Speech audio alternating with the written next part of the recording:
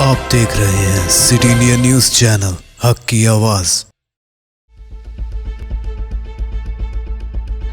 नाज़रीन, आप देख रहे हैं सिटी इंडिया न्यूज।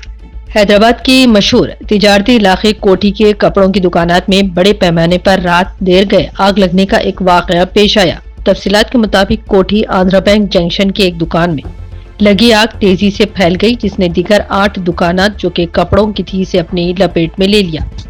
आग लगने के वक्त दुकानात के मालिकीन और अमला वहां मौजूद नहीं थे।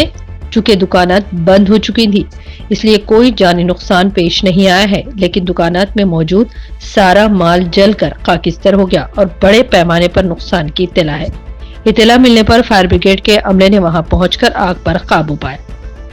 Bureau report, city India news.